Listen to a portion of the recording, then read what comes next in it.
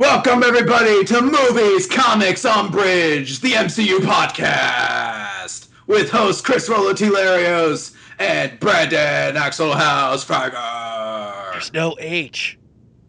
Axel. Hey everybody, how you doing? We took a week off because I believe, Chris, you had to have that machete tournament, the semi-annual machete tournament. Yes. Sometimes you lose a couple arms, but, you get to have some fun. It's a sport that's not regularly appreciated in America, but thankfully, this event went off so well. I think we're going to get some mainstream attention, mostly because there were a couple casualties this year, but, It's very big in Spain. Yeah, absolutely. And some certain areas of Africa, which we aren't really certain are playing the sport so much as they are just killing people with machetes. So, hey, we took a week off for various reasons, and we took, the wrong week off. Yeah, I mean, unless we had decided to take the week Captain America Winter Soldier came out off, Yeah. I don't think we could have missed, a bigger week of fucking just Marvel-inspired news, Everything which coincidentally just carried into the next week, which has been big with Marvel news as well. Even hours before we recorded this, something happened. Something Literally, major happened. I had a full lineup of news to talk about, and I didn't go on the internet or anything like that. I've been working out the past few hours, watching some Earth's Mightiest Heroes, come back on, huge fucking news drops. I know, it's ridiculous. And we should lead with that because it's probably one of the most positive pieces of news that we have. Yes. So we're going to lead with that, and that is we have a double announcement here, which is we have a confirmation that Doctor Strange is happening. Yes. And it has a director. Now, we've known that they've been searching for a director for Doctor Strange, but it's kind of been a little bit on the quiet side, not like something Marvel's been parading about, because they haven't announced their Phase 3 lineup yet. But now they have announced it. Well, they haven't announced the director. It's a director is in final talks, and the director has already come out guess what I'm directing, guys? Yeah, pretty much. So that's pretty much saying that, and I found out about this because I follow James Gunn, because even before Guardians, he's an awesome director, so I was following him on Twitter, and he gave him congratulations. So I'm assuming that's pretty much confirmation. Yeah, it's essentially confirmed at this moment that we have our director for Doctor Strange movie, which will be coming out in Phase 3. Mm-hmm. And it is Scott Derrickson. He has a weird kind of record when it comes to movies. He has directed two really solid horror films, which is The Exorcism of Emily Rose, which is half exorcism movie, half court drama, and is awesome. And Sinister, probably one of the best horror films I've seen in the past 5 years. I'm a huge horror buff, and I fucking love Sinister. Fun fact, Sinister was also written by one of the Ain't It Cool writers. Really? Yes. Very fun fact. Very fun fact. Really solid movie, and is, one of those movies that Ethan Hawke did that, is tolerable to watch. So this is pretty interesting news. You're excited about it. I haven't seen those movies. Horror's never really been my genre, so I haven't seen those movies. So I don't know this guy personally, but you've seen those movies. You like them. And this is sort of confirming the hope that a lot of people have, that because all these Marvel movies now are starting to kind of take on a second genre into their superhero one, Captain America being a political thriller, the best example. There were a lot of people hoping Doctor Strange would get into a supernatural horror element to their stuff. And if this guy who's directing it is widely known for his two big horror movies recently, that's a pretty good sign that they're definitely going to be tapping into that when developing this Doctor Strange movie. And the band has a horror movie coming out in the next month. Yeah. Called Deliver Us from Evil. Might get a big bump now that this news has been announced, so... I mean, I'm looking at it, and the fact that it actually has a solid... I'm actually probably going to watch that movie because, as I said, I like the guy. It also stars Eric Bana. Eric Bana? Really? Yeah, he's a good guy. He's a good actor. Even in the original Hulk, he wasn't bad in that. He's got to be old though, right? Eric Bana? He is 45. Really? Yeah. I'm looking at it right now. Fair enough. Yeah. Boom. Yeah, I could dig. There's also another bit of weird news attached to Mr. Strange. Okay, now this right now, 100% rumor. And by the time this episode comes out, very possible this rumor is completely 100% debunked.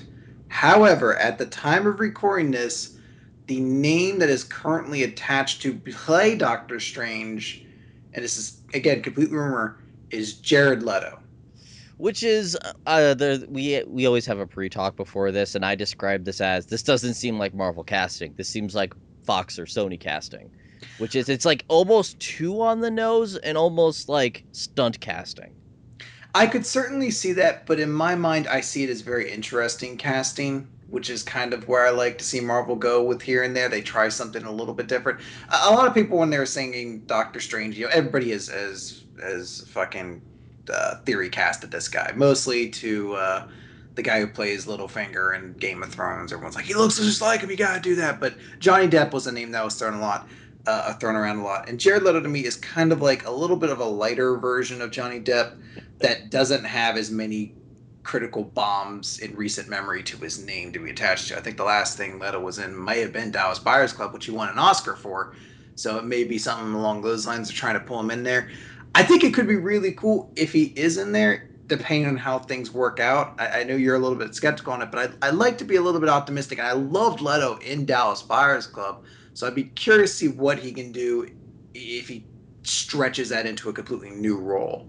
The my feeling has always been with Marvel casting is 90% of the time when they say this person's doing this, I go, "Oh, that's an awesome choice." I didn't have that gut reaction when I heard about Jared Leto. True, I could certainly understand it, but I think there are some angles that guys have come in that we haven't been too sure on before who have kind of knocked it out of the park. I mean, the first time someone said Chris Evans as Captain America, I wasn't going crazy about I that. was. The only exposure I'd had to the guy at that point was the Fantastic Four stuff. Well, then there's your problem. At that Yeah, point, I'd seen Sunshine, and I'm like, dude can act. yeah, and we're gonna get into some other cast news later on where I had sort of the same thing. Where I'm like, I could sort of see this. I'm gonna need to be like shown that this is gonna work, but I could sort of see this. Mm-hmm. This is the same situation with Leto. I'm not like, and again, super rumor at this point. But if this is true, I'm not gonna be like, holy shit, fucking amazing casting, and slap it off my desk in excitement. But I'm gonna be like, this could be cool because I feel like Leto can bring a very unique style to that, which is something I would like to see in Strange. Mm. Especially considering the other sadder news we have to talk about later about a particular Marvel movie that is going to be lacking a lot of style now. Yeah, it is. But when it does boil down to it, I mean, if they do say that it's him, I'll kind of cock the brow and go, well, Marvel, you haven't had a lead that's been miscast yet. Mm-hmm. I mean, the closest for me was some Guardians casting. And then I was just like, I just tossed the trust out there and said, you guys know more than I do. Let's see it play out. And then I was surprised. So, well, not really surprised. I was more like, you got We're it. optimistic now because we haven't seen the movie. They could still suck in the movie, depending on who you're thinking of. No. Who was it you were skeptical on? God, Booze is making this really difficult. Batista's No. See, he's someone who I'm just like, whatever. You're he's like, a big whatever. dude. Pratt as Pratt. It was Pratt. Star Lord. Okay. Pratt because I had never seen much of his stuff, and it was one of That's those things where I'm like, you know what? I don't because I don't watch comedy shows. that's So, fair. and I was kind of like, well, okay, you're hiring kind of a comedian as long as he can, bring it when it's needed. And then, as you could imagine, the moment that we actually see him in the movie, I'm like, okay, Yeah, I can buy this. This will work. yeah. I'm good. I'm happy. It wasn't like, oh, by the way, Vin Diesel's Groot. I'm like, dear God. I mean, look. Obviously, the confirmed news is Derek or Scott Derrickson doing Doctor Strange, and that's the news everybody should be really excited about right now. You're obviously getting somebody who's going to be bringing a cool style to this. A lot of people are kind of hoping that Doctor Strange kind of digs into. I guess he had a run during the '70s that was very fucking trippy. And that's what people are kind of hoping that this movie is like. So hopefully that's what we get. This is exciting news. The Leto stuff right now, complete rumor. Remains to be seen how much, truth there is to that. It's just No, supposedly, we're probably not going to hear until Comic-Con. yeah, where this right now is just supposedly someone that Marvel likes or liked for the role. And yeah, Comic-Con, month away, might get a little bit of news there. I'm anticipating though that since they've announced Strange has a Well, director and everything attached to Marvel it. themselves hasn't said anything. Marvel themselves hasn't, but we know this guy is confirmed to direct. I mean, not I just have a confirmed. feeling that what they're going to do is they're going to say, "We're making Doctor Strange. Here's a director. We're going to tell you more at Comic-Con." This is just me theorying right here. I imagine since this guy's announcing he's the director and everybody seems to be confirming that to the center, like this probably isn't just going to blow up in our face. This is probably going to be the other 2016 movie to go along with Captain America 2 or Captain America 3. Probably. I'm gonna toss it out there. I kind of agree with that. I still think what's gonna happen is that Guardians 2 is gonna lead into Avengers 3. Really? Well, we'll have to see how Guardians does, I guess. If they're really excited for Guardians, maybe we'll get a sequel. At first, I was like, we don't need a Guardians sequel. But now, after having read the comics, I'd be like, I want 5 movies so we can get Jack Flag in a movie somehow. We need Nathan Fillion as Warlock. Go. Fucking Warlock breaks my heart, man. Anyways, Which would do we be want awesome, to by the way. jump into sad news or Let's we'll do see some news? sad stuff first, then we'll go into the other awesome casting. Okay. So the sad news that we missed last week because we weren't here is obviously Edgar Wright has left the Ant-Man project over creative differences. It's considered an amicable departure at this moment, but he is leaving the project, and at the moment, Marvel has no director for this movie. They're not announcing a pushback on the date or a delay in filming or anything like that. They're like, we're sticking to that July date. But the only person they had up for the role who was in talks was Adam McKay, who directed the Anchorman movies, and even he's sort of dropped out saying there's other things I'm committed to. I don't know if it'll work. Yeah. So at this point, I think the 2 directors they have had thrown out there that are still in the mix are the directors for We're the Millers, whose name I don't remember, and Zombieland, whose name I don't remember either. Those directors. Yeah, those directors. 2 people who directed decent comedy movies. I like both of them. But certainly ones that you look at and you're like, now that could be okay, but see, my feeling though is that are these names that Marvel's actually tossed out? I believe so. It's not Marvel's announced because obviously Marvel's not going to say who they're talking to until they confirm it. This is all coming from like insider sources relaying it back to media. Part of me feels that if there's 2 sides to this coin. One, this is really happening. The other side, this is not happening. If this is happening, it almost feels like we got a comedy director. Let's get another comedy director. Mm-hmm. And I mean, that's honestly what I can imagine Ant-Man's going to try to be. Is it's going to be kind of a comedy heist movie. And I actually feel that doing that's a weird move to just pull in another comedy director. It's tough because at this point, Marvel's plans are so 100% set in stone that they don't really have another choice unless they decide to push Ant-Man back like 5 or 6 months or something like that and do it at the end of the year, maybe like a Thor or like October date. They don't really have that luxury of trying to like hold out until a really other big name visual director becomes available for it. It's very sudden timing. They need to start filming within like the next month or so. Avengers 2 is halfway done filming, and that only comes out, I think, like 2 months before Ant-Man's supposed to. Yeah. So Ant-Man really needs to get started on filming, especially if there's still script issues to work out or anything like that. So they need to find someone. They just don't have the luxury right now to find a whole lot of other people. So these are the names that have been thrown out there. I've heard other people, theory crafting it. Ben Stiller was a name that was thrown out that I wouldn't be 100% opposed to. No, he kind of knows how to do both. The guy can do both, especially Zoolander, and I like The Secret Life of Walter Mitty a lot. I thought that had some really good cinematography in that. I feel that there's a lot of these big name directors aren't going to want to jump into somebody else's baby.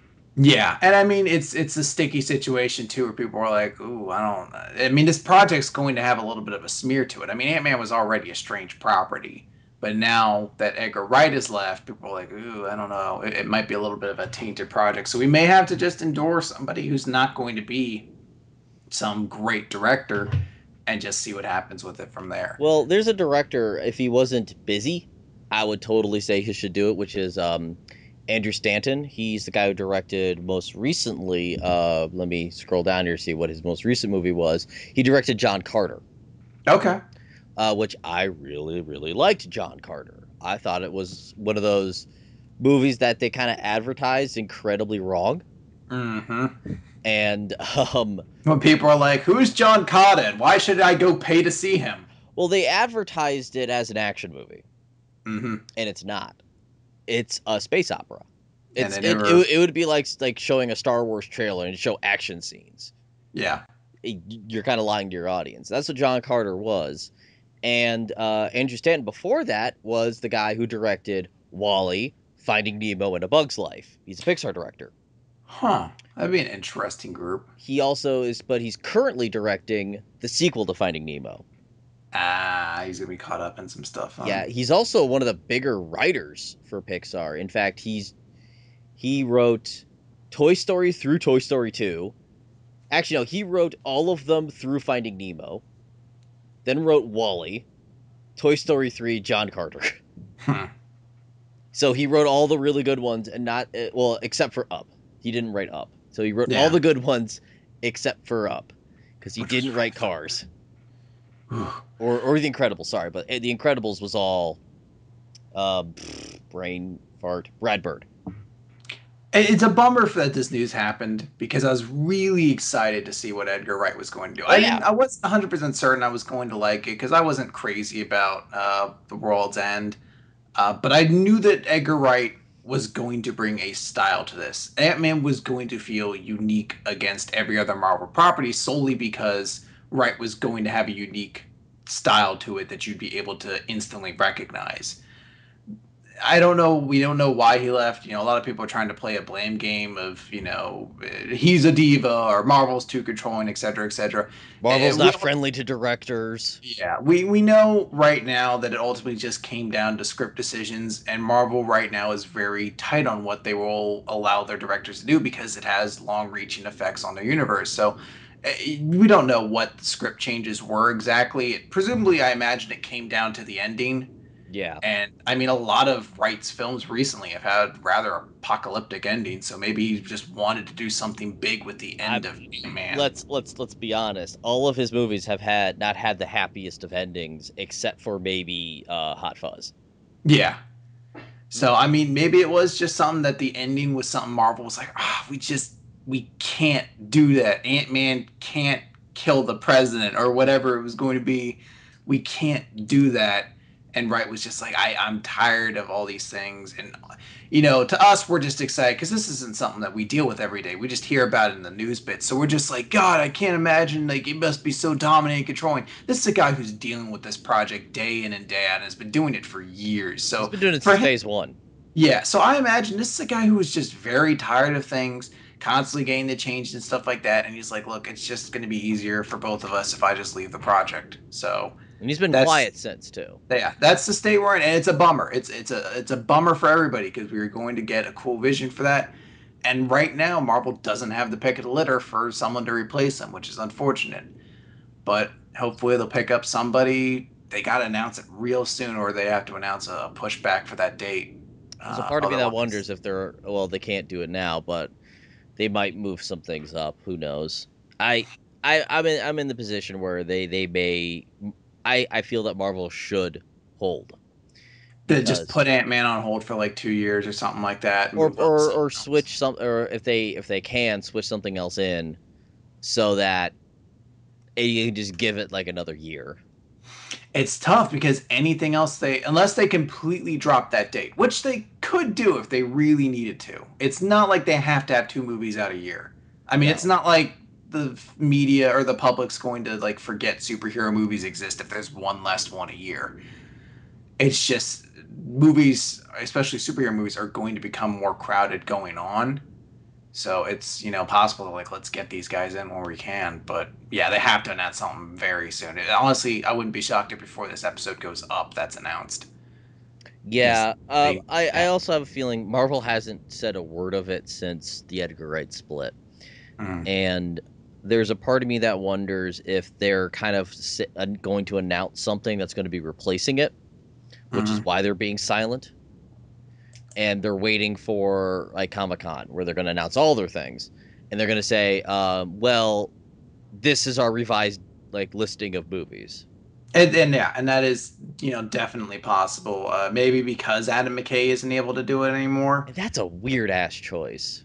I mean, it's definitely a lot sillier than I would like figure. I mean, He's like more based, straight comedy than yeah, someone who can like it, also handle the action. and the drama too. Yes. But I mean, you could say, hey, he knows Paul Rudd very well, obviously, so maybe that was, I don't know. That But I could certainly agree with the notion that Comic Con, maybe they'll hold off, and if we don't hear anything by like next week, I imagine maybe they are doing something like that, and Comic Con will be the re-announcement of what they're going to do with that property. So there's a part of me that wonders why we're hearing about Doc Strange a bit early, is to one shift things off of Ant-Man for a little while, so Doc Strange is in the news, so that they can have more time to not announce anything.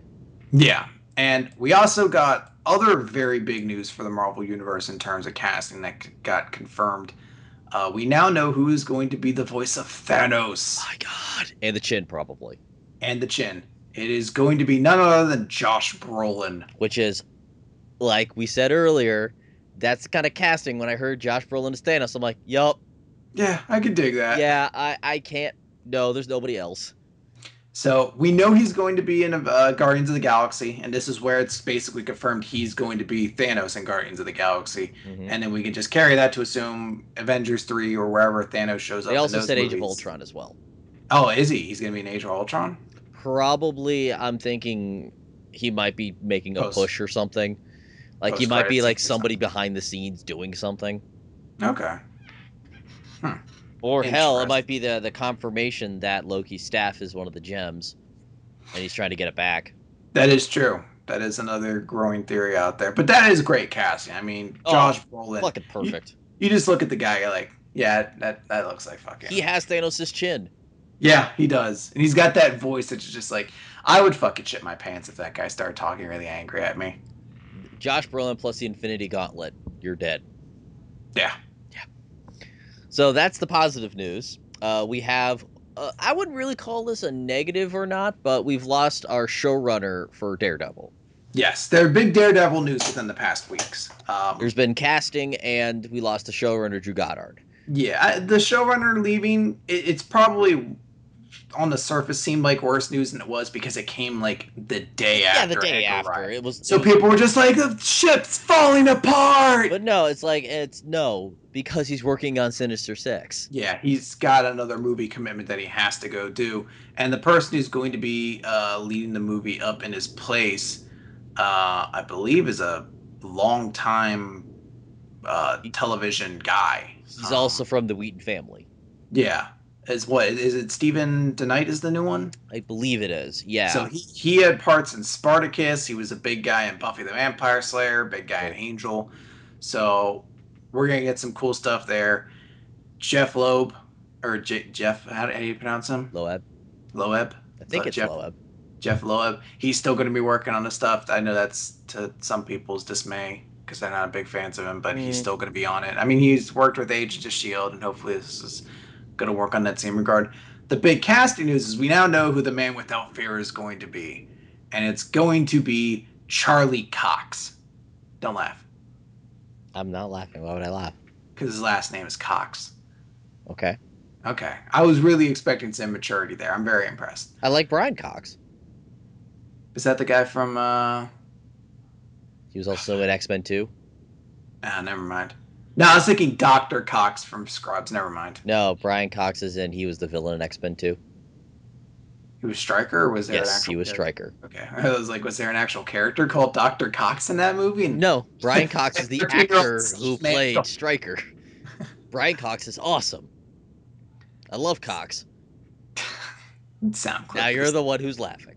Sound clip at the start of every episode. Charlie Cox is announced as Daredevil. News to which a lot of people were met with like, I shrugged.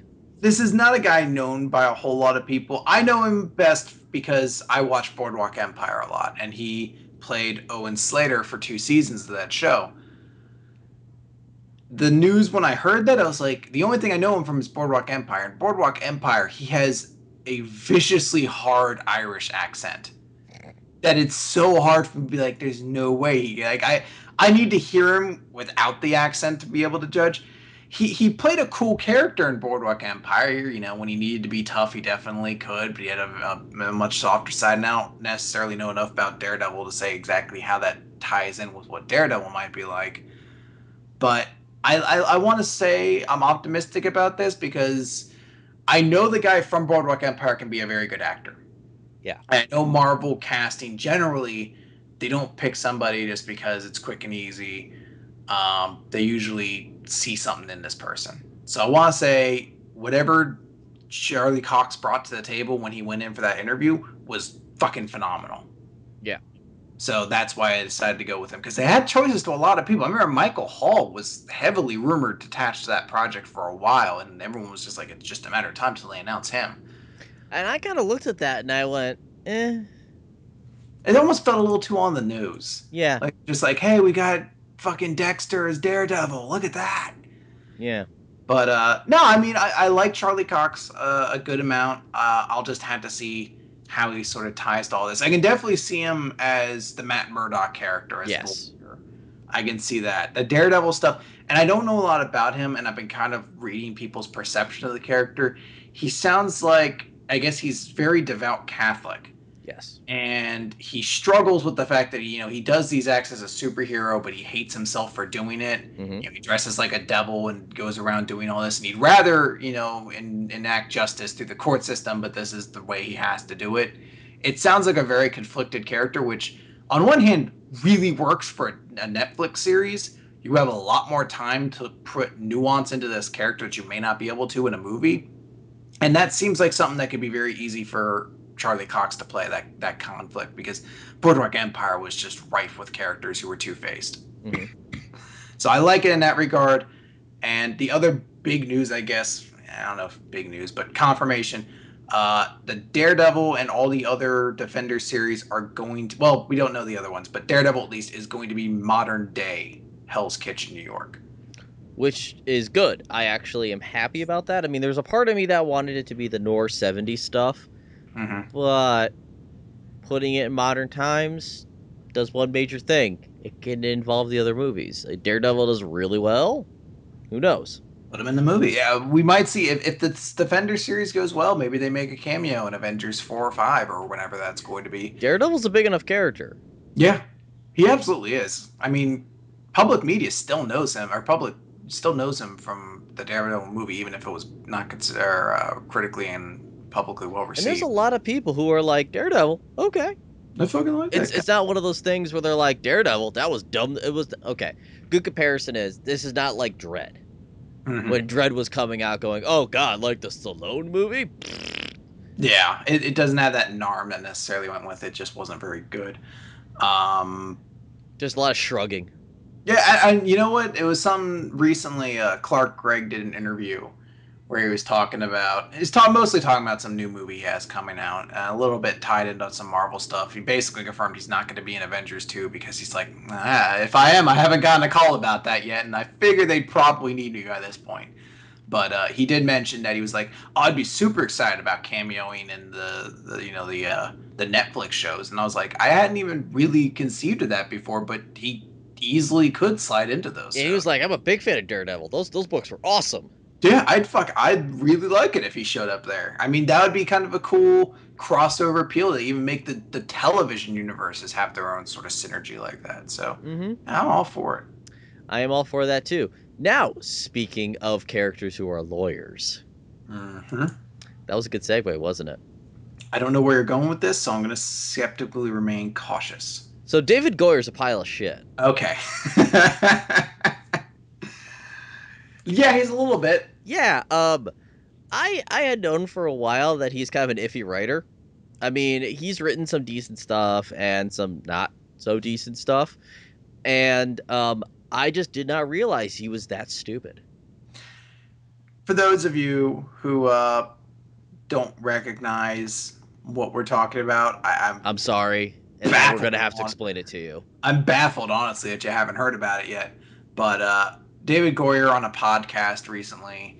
Live podcast, by the way, in front of a crowd. Yeah, was having a discussion with his co-host, whose name I don't honestly remember. I'm Who sorry, cares? Don't. but the two of them were discussing She-Hulk at first, and they were discussing how She-Hulk, essentially, they called her Slut Hulk, and that she only existed to be the girl that Hulk could fuck, and since boys would power fantasy themselves into the Hulk role, they'd imagine themselves as Hulk. She was only created to essentially give those boys a sexual object that they conceivably fuck as the Hulk and they wouldn't just destroy. So she was basically just a sex object power fantasy. My God, the amount of things wrong with that statement. Uh-huh. He also had some very choice words for the Martian Manhunter. We'll get into that in a whole separate debate. Let's deal with the Marvel stuff first. First of all, who the fuck thinks the Hulk is a power fantasy? I mean, I could see that. I mean, But he's not. The best description I saw was, if you think the Hulk is a power fantasy, then you must love Dr. Jekyll and Mr. Hyde being a power fantasy. Oh yeah, I mean, it's a power fantasy if you ignore all the downsides to being. If the you Hulk. ignore the whole fucking story attached to it. Essentially, yeah.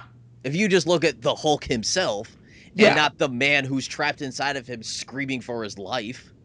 Yeah, and some people honestly might, but yeah, no, you have a point that it's not exactly just like, it's not like a guy who's just constantly super strong, walks around punching people into walls. It's a guy with a lot of conflicts and issues and honestly just he almost has like a split personality disorder if you really get into the character. But he is Dr. Jekyll and Mr. Hyde, but he punches things. Yeah, essentially.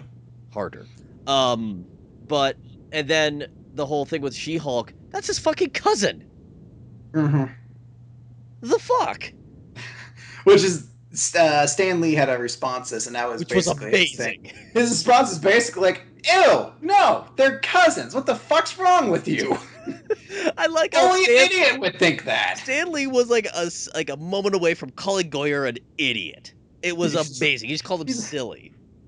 Yeah, if you don't get the chance, or if you get the chance, read his response to it. Because it's amazing. Stan Lee, who's fucking older as hell, is like, I don't know what the hell's wrong with Goyer, pretty much. It's fantastic. Yeah. And it's like, and no. And he's like, by the way, I like he was like, by the way, I made her. Yeah. And he's like, that's no. Not, she was like, I wanted just like another Hulk-like character, and I wasn't thinking, hey, this is something for the Hulk to fuck done and done. And he also noted he was, because they mentioned, you're like, oh, it just looks so hot, and his response to that was like, show me a character who isn't. Yeah, and I'm like, damn. It's like the Stan Lee triple snap. Yeah, boosh, and mic drop. Yeah. I mean, he has a point. And I look, I haven't read a whole lot of She-Hulk stuff. Hopefully that's something we'll get into maybe at some point with recommendations. I have to dig into She-Hulk myself. I haven't read a lot of her stuff. I've only bumped into her via either osmosis or, Hulk-connected comic. Yeah.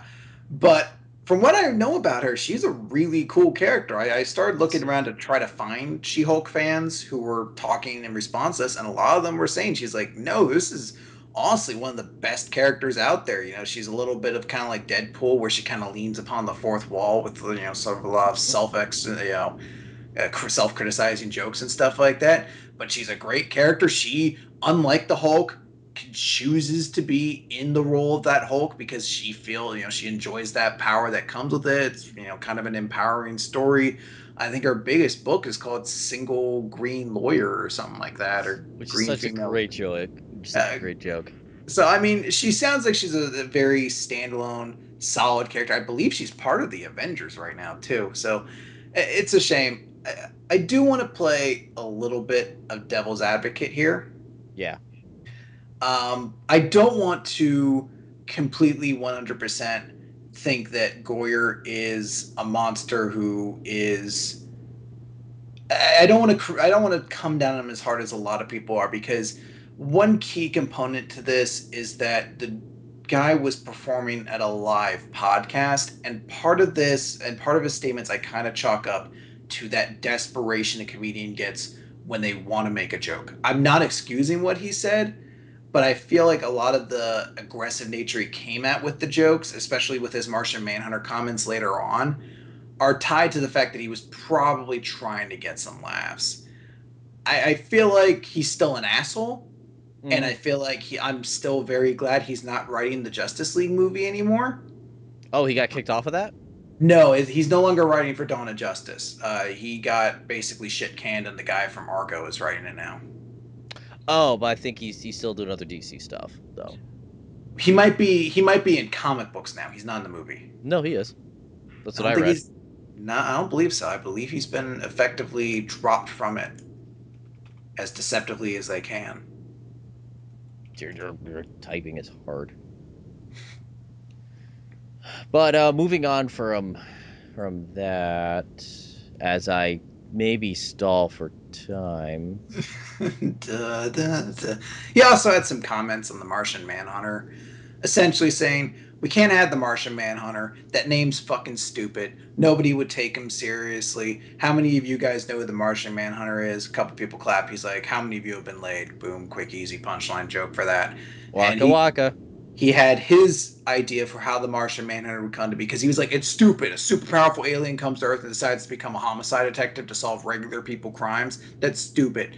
Maybe you should be like, alien DNA we extracted and we grow in a lab at Area 51, and that's how he becomes, who he is and grows off of that. And a lot of people were just like, why don't you just fucking like make a new character, because that's nothing like what Martian Manhunter is supposed to be. The fact that he's the last of his kind is supposed to be very tied to his character. Or, just go with his actual story, have some balls. But like, I don't understand why he's that skeptical on it. Like, the Justice League cartoon was a huge hit. People are going to know who the Martian Manhunter is based off of that. Like, I mean, it kind of epitomizes the whole that DC doesn't have balls. it epitomizes this guy at least doesn't have balls. I don't want to say uh, that it's necessarily DC because again, I believe DC has distanced themselves from this guy. I don't know what he's currently doing now, but no, he's working on other comic movies. Yay! Oof. He's working on the Sandman movie. Oh, that's right. I did hear he's still attached to Sandman. So hope nobody was too excited for that one. Yeah, we. He's also working on the Constantine show too. Oh, that's a shame. I was kind of hoping for a good Constantine show. Mm-hmm. Frowny face. But Frowny no, face. Goyer is kind of one of those writers who he's really good when he's not the only person writing it. Like he comes up with ideas and then he kind of has the Lucas effect. Where as long as there's somebody else smacking him in the face and saying that's fucking stupid. Don't do that. Yeah, then his good ideas still come through. But when you leave him to his own devices, you kind of get stuff like Blade Trinity, and you also get stuff like Ghost Rider Spirit of Vengeance, Jumper, The Mm-hmm. Unborn, uh, probably Man of Steel. Yeah, I mean, Man of Steel, you can definitely tell his writing all over the place there. Because it sounds like that was a movie that really kind of was like, we have some things about Superman we like, but then there's some things we don't. Why make Superman's dad like such a nice guy? Let's make him stupid. Apparently, he was one of the people that was the proponent for the whole Zod part. Yeah, and I completely understand that based off of what this guy's sort of expressed about his views of comics at this point. This guy really seems like he begrudgingly likes comics almost. Like he Like, hates what comics are. goddamn paychecks. Like he's like, God, this could be so much cooler. Like that kind of attitude's just. Ugh. He also wrote the first sequel to The Crow. Ugh. Yep, Goyer. But the thing though that I was actually had a discussion with somebody about this the day that it happened, and it's like this is the guy who's writing your stuff, and he's being this much of an asshole. Oops.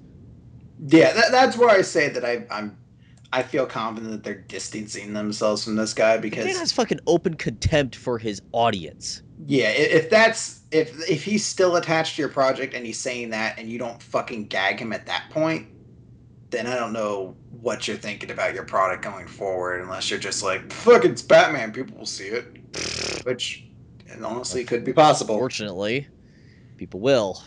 Yeah. Hi, Dark Knight Rises. Um, Zing. Snap. Yeah, that was not a good movie. But yeah, that's that. that was just awful. That was a terrible, terrible day. And I remember just reading that, just mouth agape, going, "Fucking seriously, dude." And there was, and the actually the thing that pissed me off more was the people agreeing with it, Oh yeah.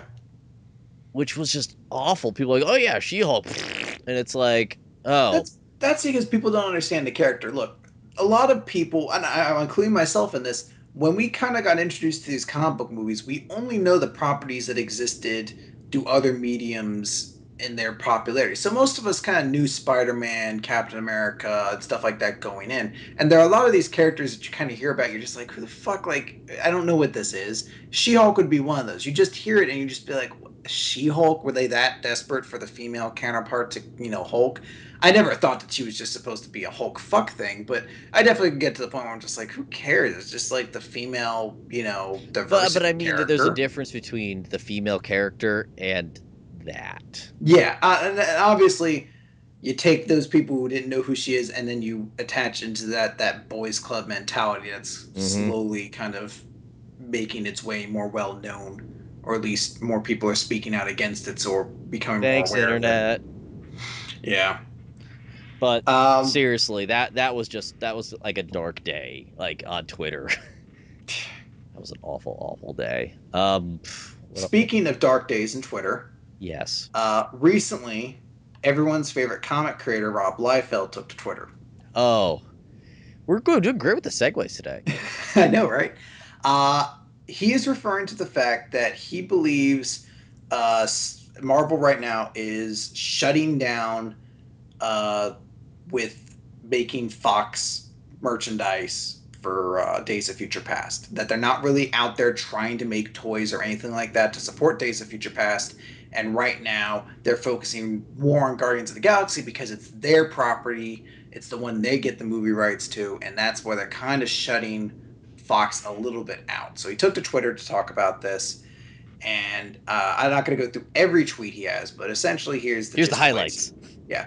X-Men Days of Future Past will match, if not exceed, the Amazing Spider-Man 2's domestic box office, mean lots of eyeballs, but there are no toy tie-ins. The Fox shutout is real.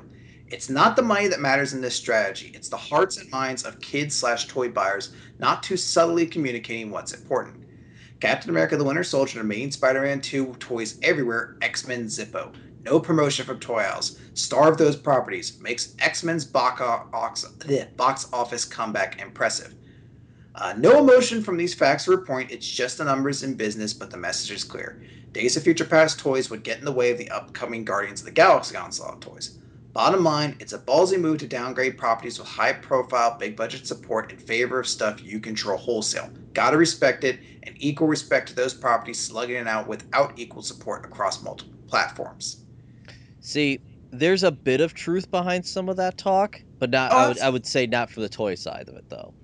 well, I would agree. I mean, if it's true that there aren't many toys out there, I'm not a toy guy, so I don't really know for certain. But I can certainly understand if that is Marvel's standpoint. It's a little bit petty and it's a little bit, unsupportive of their own license. But at the same time, it's a great business move of, hey, we don't have to share any of the profits from Guardians of the Galaxy toys with you guys. That's all us. Well, the best way to check toys is just to go into your local Walmart or Target and see what's there.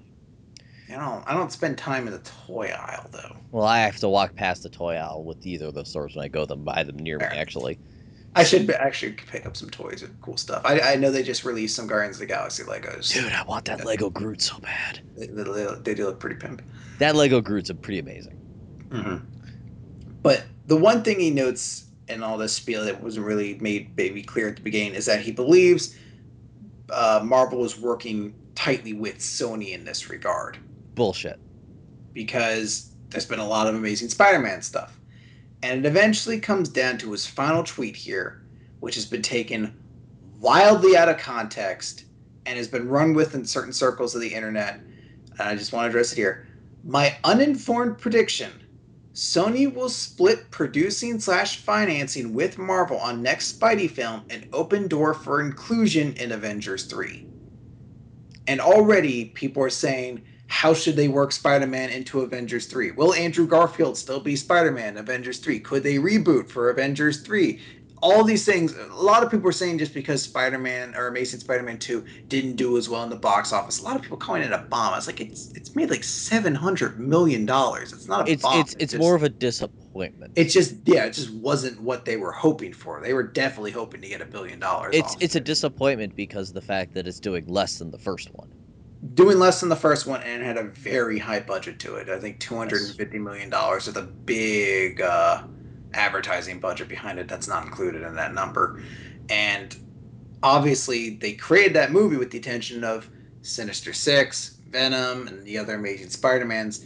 If this movie's not doing as well as they'd hope, maybe those side properties are a little bit of danger, but there is no way at this point Sony is in so much financial concern over this that they'd be willing to license the rights back to Marvel in any way, shape, or form. Hell no. That is. The version of this that I read by someone who's more intelligent was talking about the comic side. Mhm. Did you see about that at all? I know I read something recently that they were like, is Marvel shutting down the Fantastic Four comic book line because of the movie rights that they don't have anymore? Yeah, I saw that, and that one was weird, but then they mentioned something very particular that made me kind of go, there's some truth to this, because right now in the comics, they're killing Wolverine. Mm-hmm. They're specifically murdering Logan. So the current theory craft is that this could be why Marvel's doing these things, is is to kind of make these things less in the public eye than they already are, I can kind of because see they're it, but kind of done with not having all their properties. what I've also heard though, when people talk about that the Wolverine thing, is that Wolverine is also someone that Marvel's like, we've created something too strong. Yes, That we've created someone who's in every book, he's in everything. We need to tone this guy back, and I guess they've completely removed his healing power in the books. they have. They've That basically happened a little while ago. So they basically cut that and essentially just like, look, we'll tone this down. But I can certainly understand that though. They're like, look, let's cut back on fucking Wolverine, and you know who's gonna get his own book? Fucking suddenly Doctor Strange might get himself a new book or something like Man, that. I would love a new Doctor Strange book. That could be I mean, bad as maybe hell. if that's the situation, can you blame Marvel? Comic books are lucky to get tens of thousands of readers. Their movies are making billions of dollars. So if you can reflect what your product is compared to what we're seeing on screen, why wouldn't you do that? And look, Marvel doesn't get a huge chunk of that money from the X-Men movies, you know? No. That's all split and diverse and all that. If that is a strategy on their part, I don't blame them for that. It's a shame because the character is cool, but at the same time, I also understand from the angle like, look, Wolverine's a too much fucking shit as it is. So Wolverine's also been around for fucking ever. yeah, I mean that's a They character. fucking powered him down once in the 90s, where Magneto ripped the adamantium out of his body. That was a really cool time in comics because he's like, my healing factor's all tuckered out. He actually said that, by the way. Tuckered out. He literally said that was actually a line in the comic. Tuckered out. Okay. And it was just kind of him doing the whole lonely wanderer thing. Mhm. That's also, by the way, in the comics where they kind of said that, oh, he has claws. Because that was before we knew he had bone claws. Yeah, at that point, you just always assumed that they were just steel claws put or adamantium claws put in them. And they're like, oh, they're bone. Hmm. But like whenever he took them out, they like the wounds wouldn't heal. Mm. So there was some interesting stuff in that line that, of course, had to get fixed. Yeah, they had to make him super awesome again. Mm-hmm. And which, by the way, Magneto pulled the adamantium out of his pores. Ooh. Kind of brutal, especially in the 90s. But yeah, it's I could definitely see Marvel doing that. I mean, even Wolverine alone is just kind of like, yeah, he kind of needs a rest. Fantastic Four is kind of a shame because someone said that is their longest running comic, I believe. It's very possible. I think that's what they said, is that it is the longest running Marvel comic is the Fantastic Four, and if they do that, then I think it goes to X-Men, possibly. Well, they've rebooted so many lines. I mean, how do you tell at that Well, point? longest running as in they haven't had a significant break. Okay. Because I But I mean, know hasn't Cap like. had a break. I believe Iron Man had a break. But I don't think X-Men has ever had a break. Mm. Or the Fantastic Four. It's like a pillar of the Marvel being around forever table. But I mean, when like doesn't X-Men always have like six different lines running, like Well, Uncanny? well, the original X-Men, Uncanny. I think the original became Uncanny, Mhm. and it's just the fact that X-Men has been around for fucking ever. But it would be kind of a shame. But I mean, maybe the future Foundation, which is what it is now, needs a break. Who knows? Yeah, Because it's not even really the Fantastic Four anymore. yeah, true. It's always changing too, isn't it? No, not until recently, when Okay. Spider-Man was one of them. I thought She-Hulk was a member of them for a while. That was Spider-Man was like I think the first non-original member. I think. Okay. It seems weird to have a member of the like the Avengers. I understand is like a group, but I always consider the Fantastic Four like a family. So it's always weird. It's like it's the new Well, Fantastic Four member. Like I didn't with know you were if recruiting. I didn't really read the whole Future Foundation changeover, but I believe Johnny Storm died, Oh, that's sad. and then they like Spider-Man came in to help out for a while. That's how he had. There's a suit, Spider-Man Future Foundation suit, and I believe maybe She-Hulk then helped out after he left, and then of course Johnny Storm came back from the dead at some point, as they all do. Hmm. But I don't know. I've never been a huge Fantastic Four fan. I mean, the recommendation I did earlier about the Ultimate was probably my only real exposure to the Fantastic Four. But there's that. So that's weird. It's this business stuff is just fucking weird. It makes perfect sense, but then it's like that's kind of scummy at the same time. It is kind of scummy, but again, I can't. No, I understand it Yeah, completely. I can't blame them for it though. It's weird when I'm never a fan when business dictates art, Hmm. and that's almost what it feels like to me. And it is a shame. I mean, the plus side to this is like, hey, Guardians of the Galaxy stuff's getting pushed so much more. Iron Man has become a huge character in the comic books now because of this. He's a top level player now because the movies have done so well. So you're gonna get the inverse and the adverse here. You kind of have to accept both. It is a shame, but hopefully those characters still get to exist in their own ways. Maybe just Marvel won't push them the same way. Like they'll still appear, but they won't have books. Yeah. But that's kind of it for all this awful sem with some nuggets of good news. Yeah. Basically, So things and stuff. just have all those things and stuff. Yeah. I'm like drained after that. Jesus. It's a lot to talk about. It is a lot to take in. We had a Again, movie come out. we did have a movie come out. We didn't talk about it. We're gonna save that for next week. We could talk a little bit about it now. Okay. Oh wait, hold on a second. Some other news may have just come out while we were talking. Doctor Strange on fire already. Doctor Strange canceled. Um. Okay. Apparently, because we mentioned there were two people in talks to do uh, Ant Man, and apparently Rawson Thurber also passed on the movie, and he was the one who did We're the Millers. So Okay. now we're just down to Ruben Flesher, who did uh, Zombieland. Breaking news from the past. Yes. So there we go. Even more. Even when we think we're done, there's still more Marvel movies. Stop hitting refresh. But yes, we had a movie come out recently. Of course, not part of the MCU itself, but part of Fox's "Let's shove Wolverine into everything." Hey, he was good in this movie. He was. He was. I'm happy because Wolverine finally got to be in a really good movie. Let's be honest. It's also the first time where Wolverine wasn't the main character. Yeah, and he was great in that. Wolverine is where he should be, a supporting character. Sometimes he takes the lead when the story is about him, but other times he can sit back and not be the main character. It wasn't Wolverine in the X-Men like It wasn't show. Wolverine's new man pain, this week. What is Wolverine sad about? Oh, I don't have a girlfriend. Jean! Like, fucking look at you, Hugh Jackman. Jean screams about Jean for an entire movie again. Yeah, we had to deal with that. Instead, we continued what the first class movie did, and we followed the work of Xavier and Magneto. And with fucking James McAvoy as Xavier and Michael Fassbender as Magneto, who are so good as those characters. Mm-hmm. It is unreal. Like you think after having Patrick Stewart and Ian McKellen as those two characters, no one would be able to do it better. But these two guys completely blow them away. Like not blow them away, but I forget about those two being those characters previously. They're good enough to completely reinvent those characters in my mind, especially for the I think movies. they're better as the adversarial versions of those characters, but when they have that mutual friendly respect, Mm-hmm. I think the Patrick Stewart McKellen is a little better.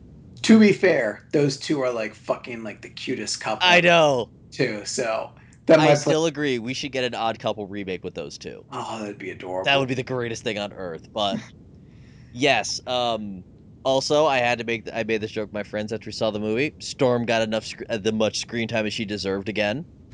Well, sadly, if we see Storm in any future movies, she won't be played by Halle Berry. Oh So, no, because Halle Berry was so good as Storm. so maybe we won't get any more. What happens to a toad when it's struck by lightning? The The same same thing thing that that happens happens to to everyone else. the The worst line in like fucking superhero history. Jesus. So we don't get that, but no, really good movie, guys. If you haven't seen it, I really enjoyed it. I I don't, I personally don't, thought it was okay.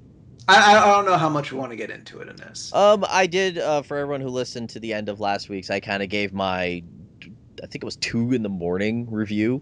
That's right. You tacked it onto the last I episode. That's did. It was like 30 seconds long, and I'm like, "Yeah, guys, it was pretty good."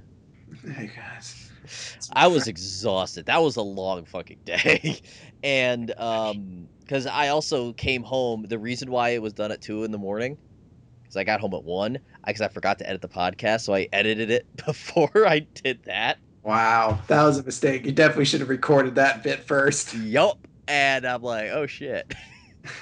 So if there were some errors in last week's episode, my You're like, bad. I was tired. and I don't get why fucking Spider-Man didn't just show up and help them out. I know. Fucking greedy asshole. Fucking shit, man. No, the only problems that I have with the movie is that it felt like a reset button. Oh yeah, and I honestly they needed that. You know. Also, I also mentioned this on Twitter to somebody, but that I don't want to specifically go into what the end credits goes into, although the news about it is fucking everywhere and it doesn't really spoil anything. Have you heard about what the next movie is going to be? Yes, then you know what the fucking end credit scene is. It kind of felt like they were getting ready to put the movie and go, oh fuck, we forgot to film something.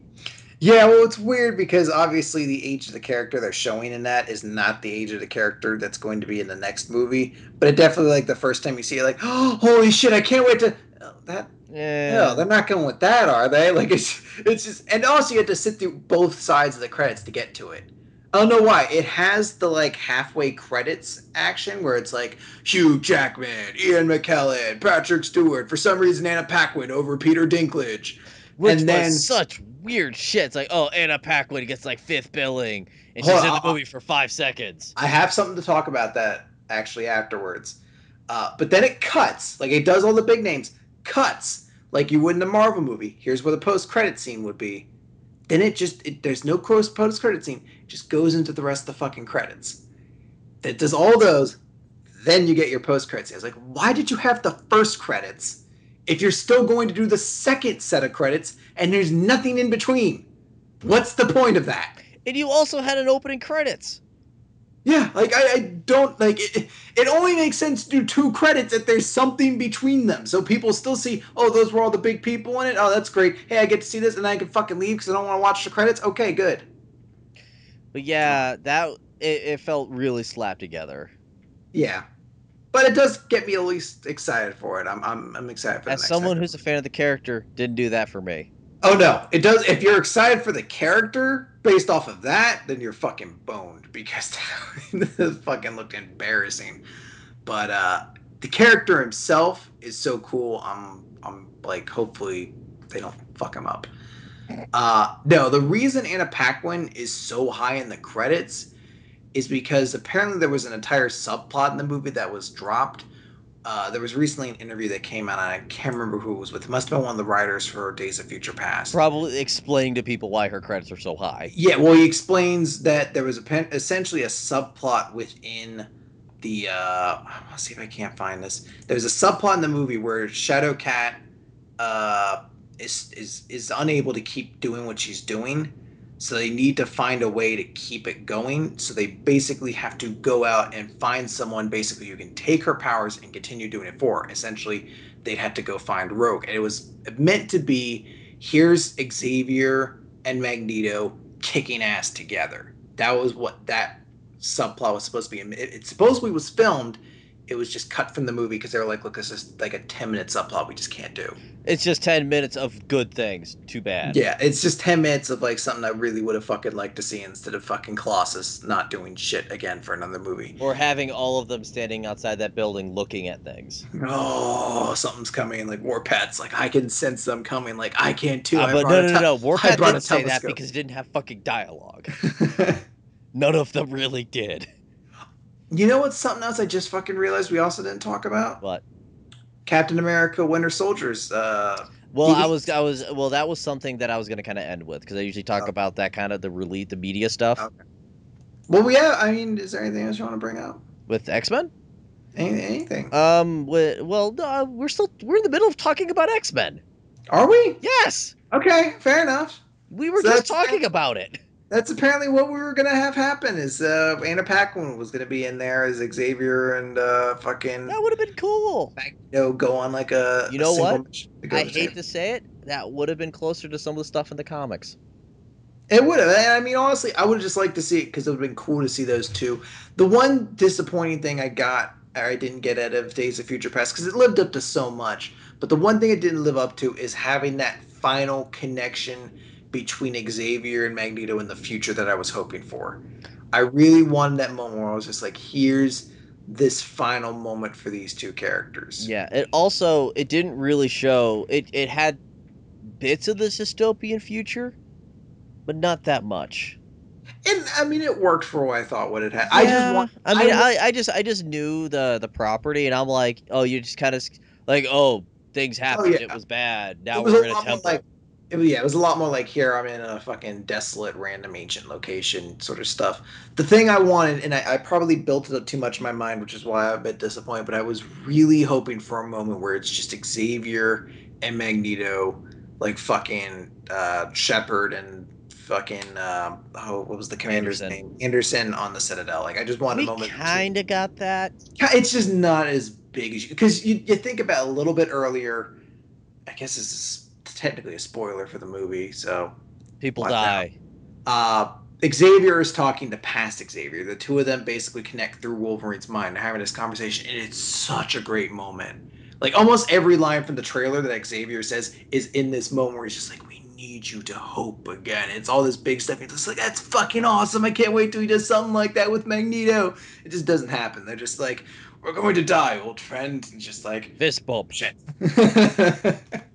I gotta say though, little side thing. What's that? I love the fact they gave him his hover chair. They did. They gave him his hover chair. You know what I was really hoping for? What? I was hoping for a moment where the two of them would be like slowly dying, and like Magneto would just like kind of lean over and just give him a kiss. So they start making it out. Yeah, they're just like, oh, there's no more. Dude, yay! No more pretense for this. I was just hoping for a moment where the two of those would take their bromance to the next level.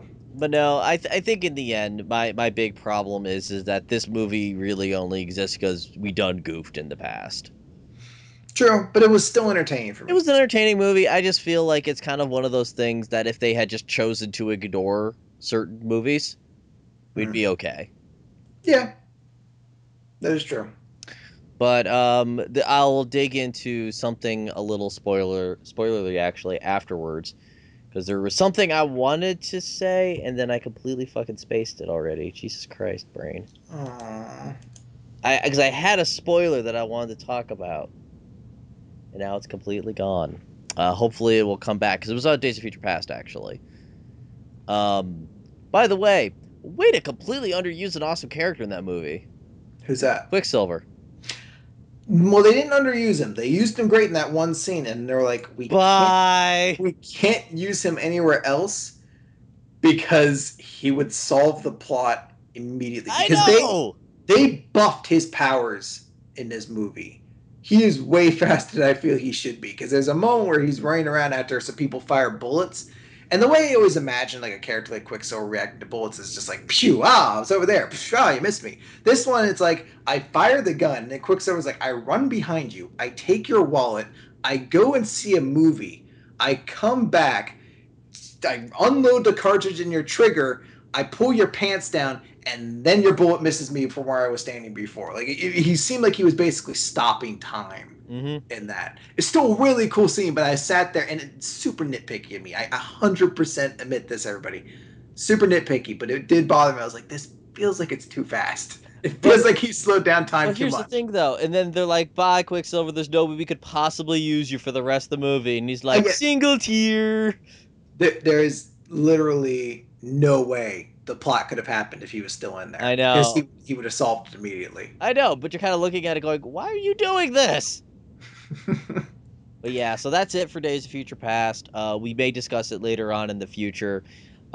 Because the problem is since this is a time travel movie and also setting the stage for things in the future, we kind of don't want to go into it completely right now, unless we do like a spoiler cast or something.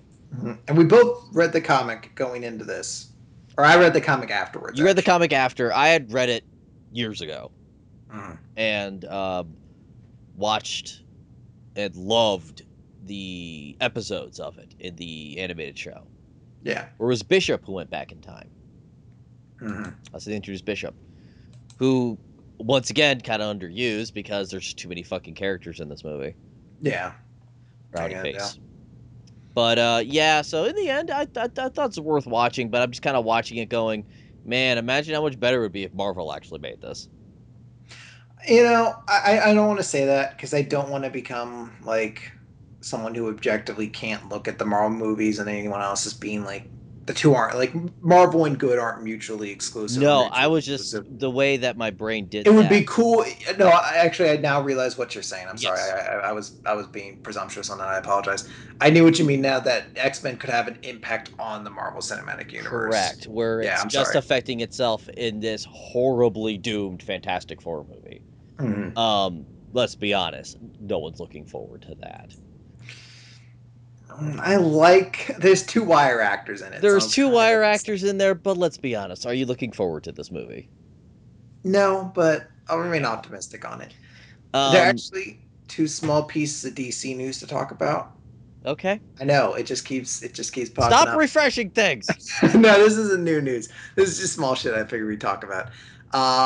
I'm a big fan of Kevin Smith's podcast, and on his recent episode of Hollywood Babylon, he had a discussion with Ralph Garman when they were discussing because the Dawn of Justice title came out, and they were like, "Oh, we have a fucking awful name.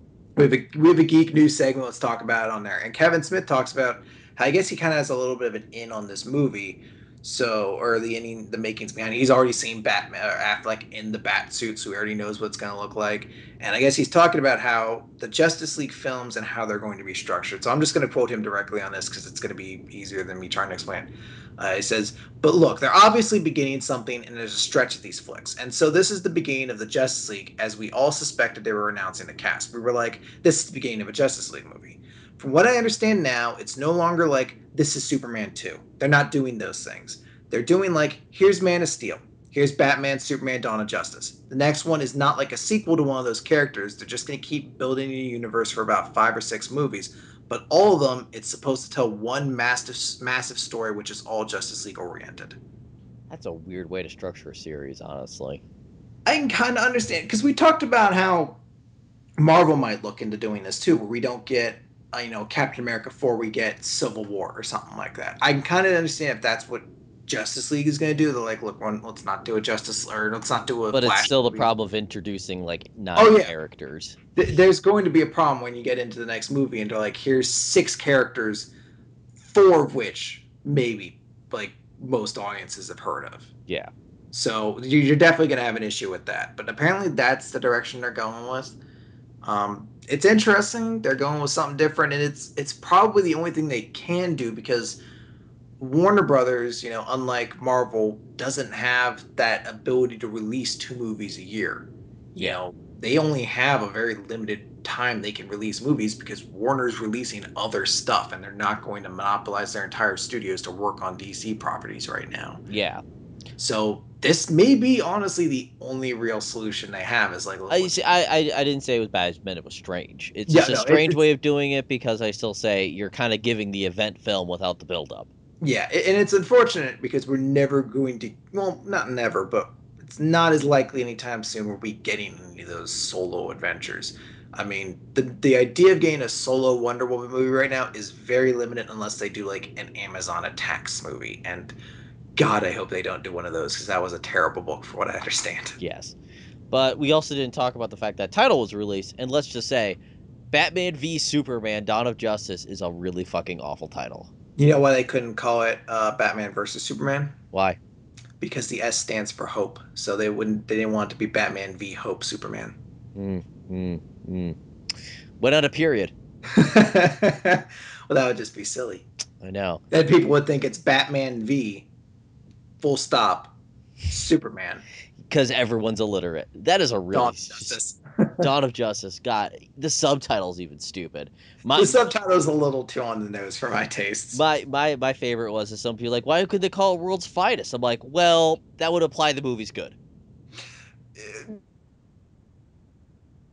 From the big thing that DC's trying to do with this, they're like, everyone needs to know Batman's in this. Like they need to make Or it. people were saying, why not call it Batman like v Superman World's Finest? And the problem though is that if the movie doesn't review well, they're just asking for it. Oh yeah. Honestly, I wouldn't even.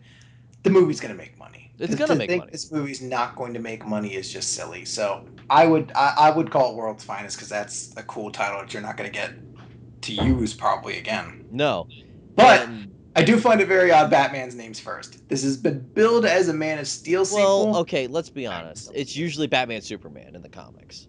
I know. It's just weird that Batman's first. Why didn't they go with the slash? I guess people want to understand what that means. That's what it is in the comics, is Batman slash Superman. I don't know. I maybe people wouldn't get it. I think plenty of people get it. I think people get the V less. I think most people understand that V would be a stand-in for verses, though. But the problem though is, and every one of their mothers pointed this out, usually you put the V by itself with no punctuation for legal. Yeah, oh yeah. Well, that's what I recently just read a comic of Batman v Superman and Batman 1. He's like, money is a superpower, bitch. Walks by Superman. Small other piece of DC news. Very, very small. Rumor, actually. Okay. But figured it'd be brought up. Cast Wonder Woman with a better actress? No. Damn. Close. Wonder Woman's costume is supposedly going to be based off of Wonder Woman number 600. Mm-hmm. Which, for those of you who are unaware, and here, I'll paste this link to you. This is an Imager link. Yep. I don't know if we'll include that in the description or something like that if people just want to see it. But for those of you who don't know, it's Wonder Woman, and it's the infamous, she has pants and a jacket now outfit. Yeah. I don't know why people are trying to make a big deal out of this. Some people are upset, like, Wonder Woman should never wear pants, and all this sort of silliness. The stance I have on this is I think the coolest outfit Wonder Woman could wear in the movies is what she kind of wears now, where she has, like, the gladiator pleated skirt that is in her colors. Because to me, that's, like, an iconic, not iconic, but that's a very instantly identifiable look that could still be bought as serious in the movie. Like, it wouldn't look silly on film, but it would still be like, you could instantly just be like, boom, that's fucking Wonder Woman's outfit. But I don't care if she's wearing pants. So many people are trying to make a big deal out of this. It's one of those things I'm just like, y'all need to take a step back. I think my impression of it is that most people now are so used to Marvel going, you know what? Let's have them look like they're supposed to fucking look. Yeah. As opposed to, let's try to, put a square peg in a round hole. Which is kind of what this is. I mean, the outfit looks okay. But I mean, yeah, in terms of doing that, this is one of the least offensive ways of doing it. Oh, yeah. I certainly don't mind this at all. I do prefer the brown jacket. Like the bomber one. Oh, like a World War II pilot kind of jacket? Yes. Okay. I know she's run with that for a little while. This looks too like coordinated. I don't know. Just that's me being nitpicky, looking at it, going, oh, this is just kind of there, and also why leather pants? Yeah, that seems weird. That seems like horribly restrictive to actually wear in combat. Very But shiny.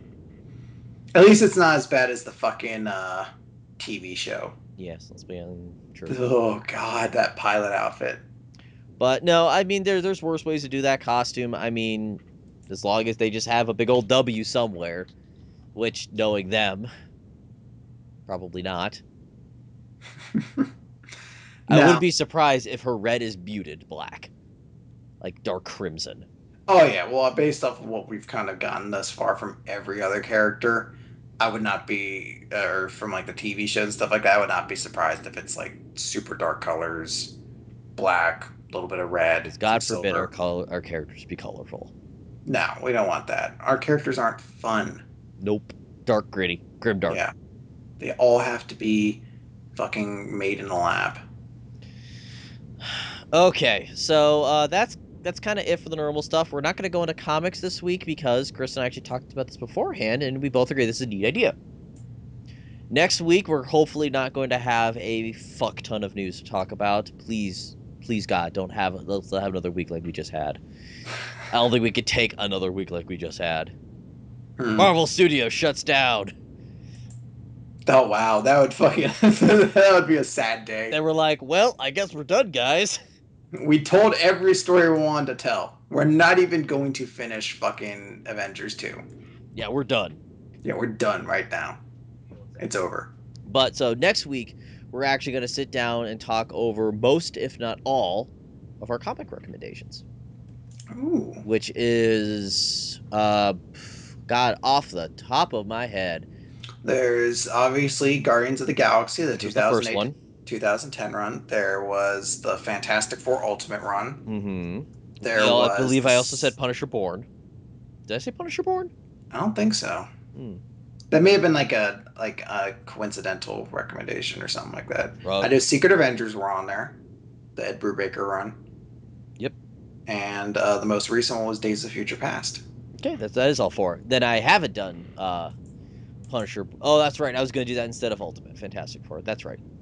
And we're actually going to sit down, be a little spoilery about them, and give full thoughts on these runs that we read.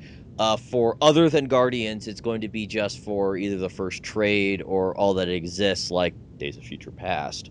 Mm-hmm. But for Guardians, we're actually going to go over that entire run. And I don't know, did you read Thanos yet? The Thanos part? No, I didn't touch the Thanos imperative yet. Yeah. So we're not going to have a recommendation this week. It's just going to be if you haven't read the past four, read those. And I'm not having one this week. It has nothing to do with me being prepared. Not at all. It has nothing to do with you being a little bit drunk. No, actually, I'm completely sober by now anyways. Oh, okay. And I didn't plan one because of this. Because I knew I wanted to do this. And I want us to have time to make sure we read everything that we wanted to read. So we can do that. And then we're going to probably jump into a few comic things. We'll probably do this like every other month. Where we'll sit down and just talk comics for an entire episode. Which is actually a very nice thing because I'm definitely getting into the comics a lot more. I can't tell you guys enough. If you can definitely go check out that Guardians of the Galaxy run. You can grab it on Comixology. That's the big one I imagine we'll be talking about because we read, I think it's like 25 issues of that. There's a lot of issues of Guardians. Well, it's the entire run. Yeah, but you don't have to read everything. I would definitely suggest that you can read as much as you can. It's some good stuff. Again, you can probably the first two trades were definitely worth reading. Yeah, I mean you can pick it up on Comixology again. I think it's like $11 for one of the trades, and then just buy the other. I think there's only 4 actually. Mm-hmm. Sounds about right. About 4 to 5 an issue, and there's 22. So yeah, about 4. Yeah, about 4 of them. Let's go pick that up, guys. Great stuff. Yes, so that's going to do it for the regular stuff, and now I'm going to talk about a little spoilers for Days of Future Past. Should I leave? No. Okay. So if you don't want to have some spoilers about the end of the movie and what they're planning to do, now is a good time to stop listening. So, since the next one is going to be about Apocalypse. It is! I know, my God, right? Fucking spoilers. I was actually very sad that they did kill Xavier. That they didn't kill him. Young version. Okay. Because what sets off the comic Age of Apocalypse is the death of Xavier. Where in the past, some Xavier's son accidentally kills him instead of Magneto. This causes a schism in time where he never formed the X-Men, and Magneto creates his own team, but is not strong enough to stop Apocalypse from coming. Therefore, Apocalypse takes over the world, and things have generally gone to shit. And when it gave us that nice happy ending, I was like, that would have been an awesome way to end this movie. Oh yeah, I could see that. Especially since we're getting Apocalypse next time. Yeah. Because imagine that stinger. It has Xavier, Logan like screams no or something. Everything goes to hell, and then you just see like a wasteland. And then it's almost like the alternate ending to Army of Darkness. I slept too long, but instead Wolverine's just like no, and it kind of ends because the stinger. My idea for the stinger was normal Apocalypse coming and being like mutant, or however he's going to probably sound. James Earl Jonesy is pretty much how he sounds. It's not going to be, unfortunately, Josh Brolin doing him. I know, but that would have been a metal way of doing it. Maybe I just fucking love downer endings, because I do love downer endings. I could see it. It definitely would have been kind of cool, but it works for what they did. It does work for what they did. It's just a weird missed opportunity, isn't it? Where they had like everything in their hands to make it work. Like, oh, we're doing Apocalypse. Oh, we're already in the past. But I don't know. I do like the line, and this is something I definitely wanted to mention in a spoiler version of it. I love people's takeaway from it is how Xavier learned to respect women in the movie.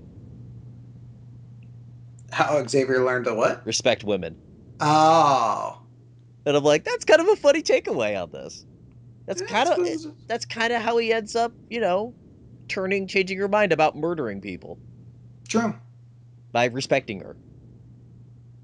That is true. I honestly, that's my favorite part of Days of Future Past, even beyond Fassbender and McAvoy, is they made Mystique so cool in that movie. Yes, and they didn't make her a one-note character.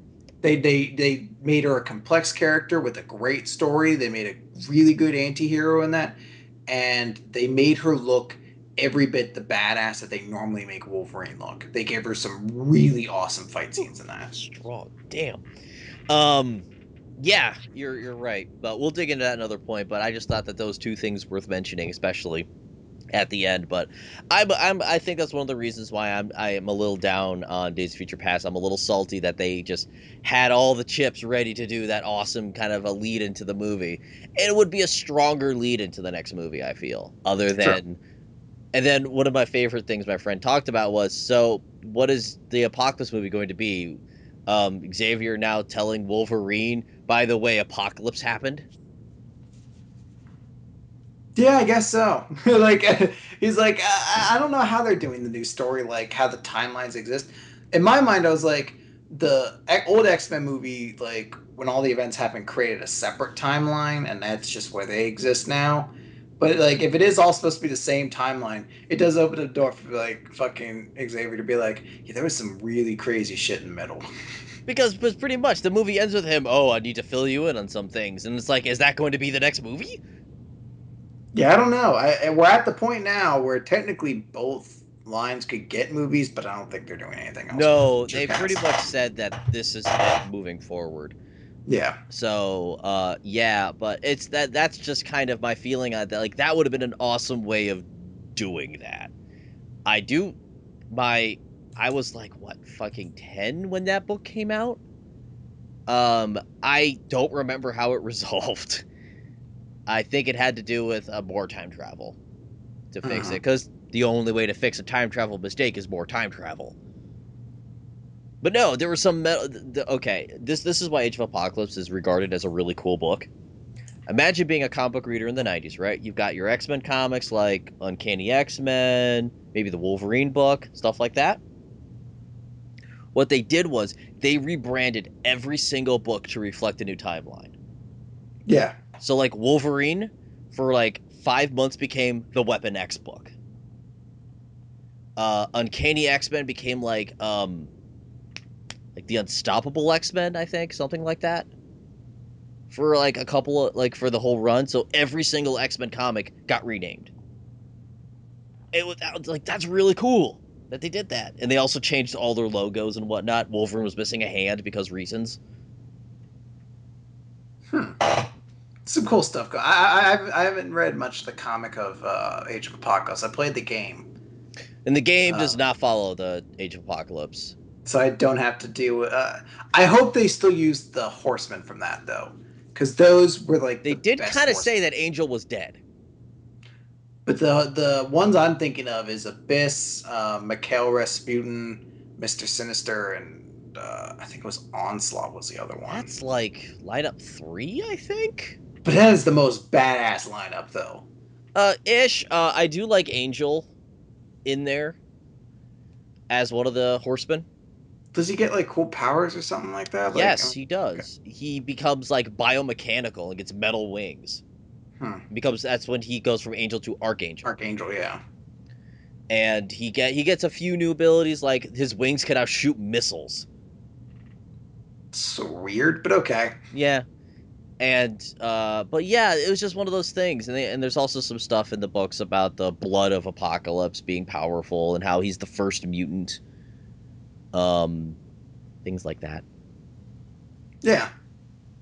But we'll, for those of you still sticking here with us, this is better than our usual end of the episode ramble, because it's also got a topic of its own. Because we didn't like go off topic to start talking about fucking like jism or something.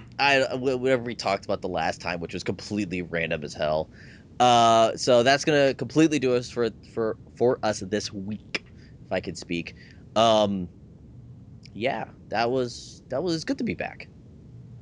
Very good. I'm sorry I missed last week, guys, but That's the machete fine. tournament was very important to me. Yeah, it's understandable. You gotta cut some bitches sometimes. Sometimes, yeah. Bitches got be cut. See you guys next time for the comic episode. Bye!